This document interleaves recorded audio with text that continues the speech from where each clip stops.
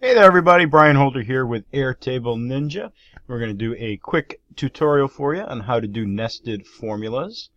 And a nested formula is where we have kind of like an if statement, and we nest it inside of another if statement to check a couple different things. So we got a pretty basic demo set up here, and what we're going to do is we're going to have a list of friends, and we're going to write down the list of friends, each one of them, for their favorite number. And we're going to check to see if that favorite number is higher or lower than our favorite number, which is 17. Okay? So, you may be wondering, well, why do I need a nested formula for that if we're just going to check to see if it is true or false, right? Is it or is it not lower? And we'll get into that. I'll show you why we want to check that here in a little bit. But first, let's go ahead and pick a couple of favorite numbers for our friends. So let's say that John's favorite number is 5. And then 16 is Mary's. Frank likes 88. William likes number, 22. And Nicole likes 33. Okay? So, our favorite number is 17. So what we need to do is write a quick formula to check whether or not their favorite number is higher or lower than our favorite number, which is 17. So the first thing we're going to do is switch this type of field to a formula field. And we're going to do this with an if statement. So an if statement will basically check something and return one of two different responses, if it's true or false. So if you look at this right here, it says if logical, value 1, value 2. What that's saying is this is what we want to check. This is the value if what we check is true, and this is the value if what we check is false. So in the example down below, it's saying if you have a field called sales, and let's say sales has a number in it, if that number is greater than 50, you're going to say win. And if that number is less than 50, meaning it's false, we'll say lose. So with our if statement, what we're going to do is we're going to say if favorite number, and once we start typing the name of the field over here, it should just pop right up. It does a kind of a quick search. So if our friend's favorite number is greater than 17, which is our favorite number, then we're going to say higher, because that's true. The favorite number is greater than 17, then that means it's higher than 17. Otherwise, if it's false, we're going to say that it's lower. Alright, and just notice that I put these words into quotations, and that's because they're strings, so they need to be inside of quotation marks.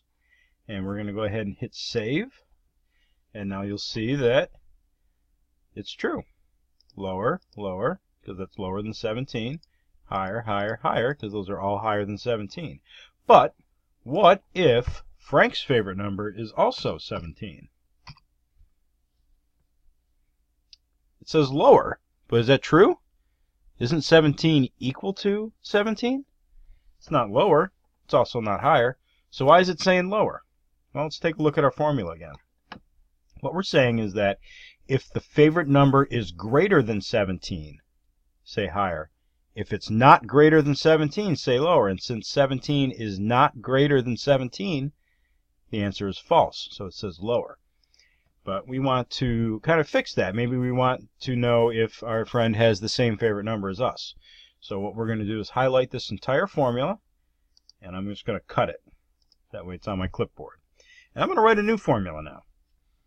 And what we want to do first, before we know if the number is higher or lower, we need to check to see if it's the same number first. So we're going to write another if statement. So if, and I'll put the parentheses in there. So if the favorite number is equal to 17, what do we want to say? We'll say same favorite number, exclamation point, number. Okay, so now if we go ahead and hit save real quick before we put in our false statement, you'll see that works. 17, same favorite number.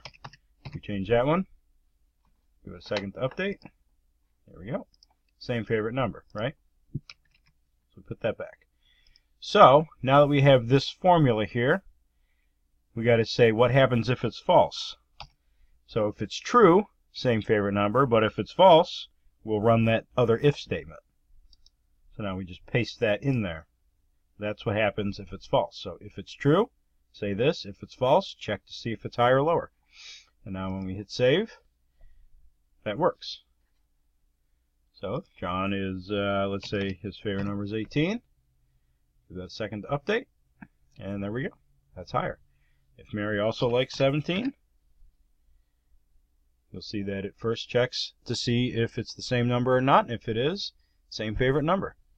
So that's a nested formula. That's it. And you can use this to check all kinds of things. This is a very basic example, but hopefully you got the gist of it. You can take this and somehow implement it into your Airtable base. Thanks for watching, and we'll catch you on the next tutorial.